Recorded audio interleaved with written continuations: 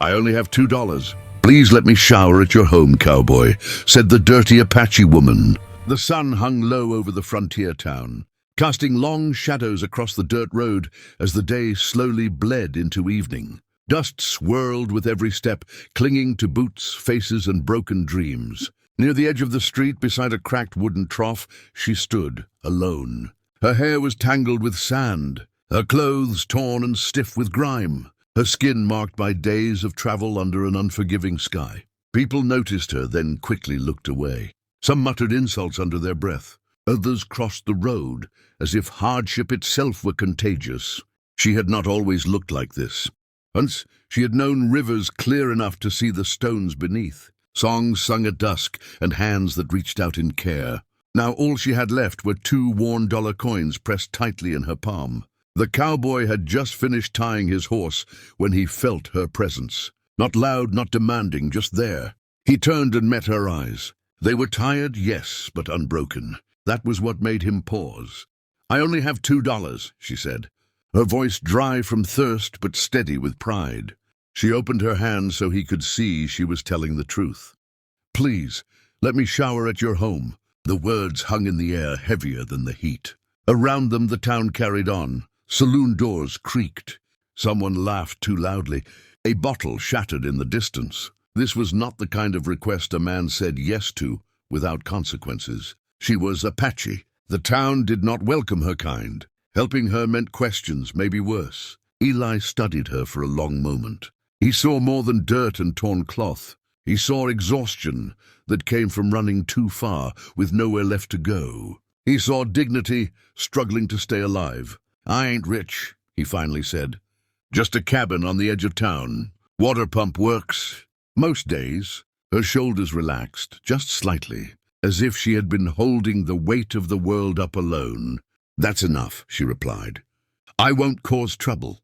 They walked together past the last buildings, the noise of the town fading behind them. With every step, whispers followed, but neither turned around. The wind brushed against them, carrying the smell of dry grass and old memories. As the small cabin came into view, Ayanna looked at the sky, then back at the man who had chosen kindness when it cost him something.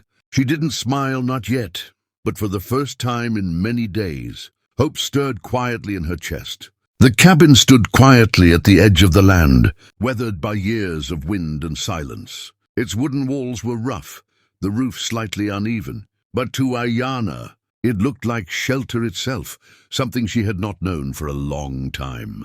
Eli set down a rusted bucket near the hand pump and nodded toward it without saying much. He understood that dignity sometimes mattered more than words. She stepped outside, gripping the cold metal handle, and began to pump. Water burst out in short, uneven streams, splashing against the bucket's sides. The sound alone made her close her eyes.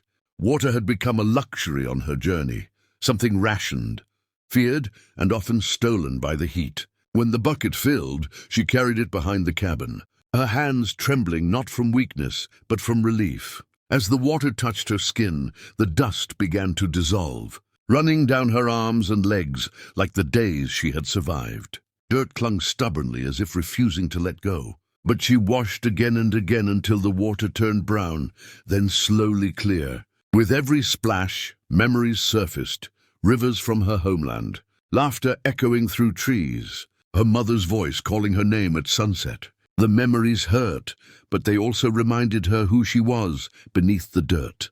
Inside the cabin, Eli busied himself with the stove, pretending not to listen, pretending not to worry. He had offered help before, years ago, and it had cost him trust in people. Still, something about her presence felt different.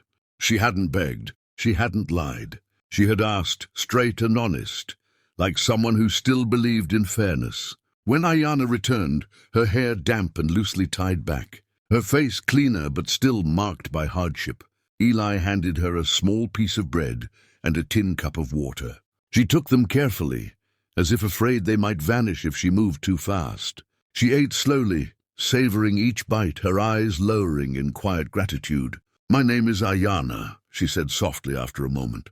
"I didn't plan to end up here." Eli nodded. "Most folks don't." She told him little, just that she had been pushed from her land, that the road had been long, and that trust had become dangerous. He didn't press for more. Some stories needed time. As night settled in, the wind rattled the cabin walls. But inside, there was warmth. Not just from the fire, but from something unfamiliar, safety. For the first time in weeks, Ayanna lay down without fear of being chased away before dawn. And Eli, listening to the quiet steadiness of another human presence, realized that offering water had washed something clean inside him too.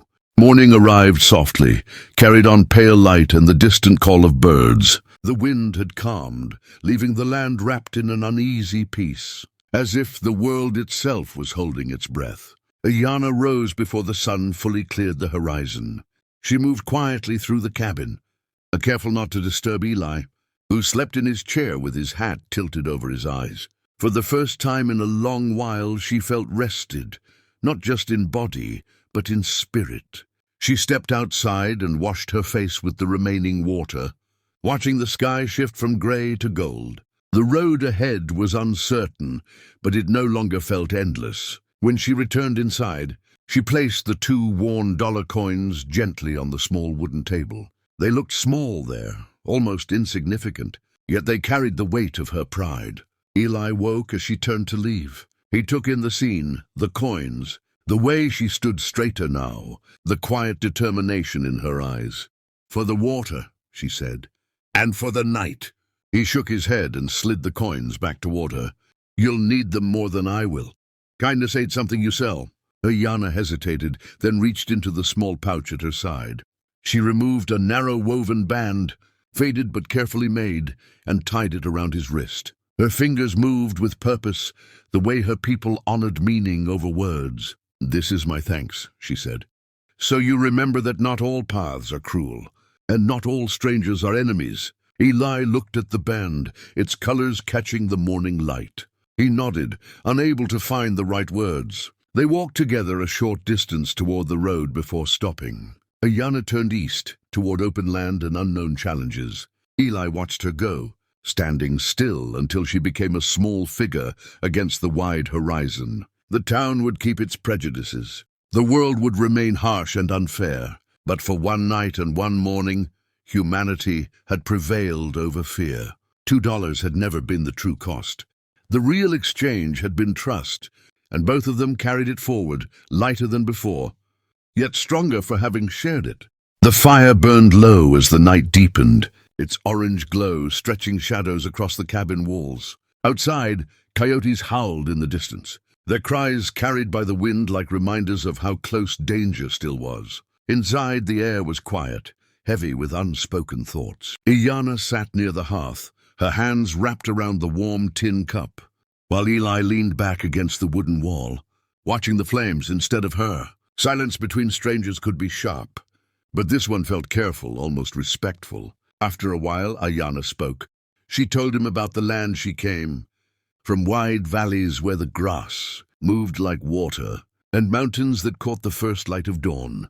She spoke of songs sung by elders, stories passed down not on paper but in memory, and how those stories taught her to endure. Her voice never shook, even when she spoke of soldiers and settlers, of land taken piece by piece, until there was nowhere left to stand. The fire crackled softly as if listening. Eli listened without interrupting. He had grown up hearing one version of the world, simple and convenient, where right and wrong were easy to tell apart. Sitting there, he realized how small that version had been. When Ayanna finished, she stared into the flames, her face calm but distant, as though she had walked those painful roads again just to speak them aloud. In return, Eli shared his own story.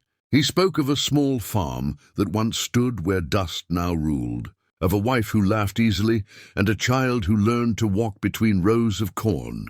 Illness had taken them both in a single winter, leaving the land empty and his heart quieter than he ever wanted it to be. He had come west to escape the memories, but they had followed him anyway, settling into the silence of the plains. "You don't look at me the way others do," Ayanna said after a long pause. "Like I'm something to fear." Eli shook his head. "I've lost too much to judge someone for surviving." The wind pushed against the cabin, but it held firm.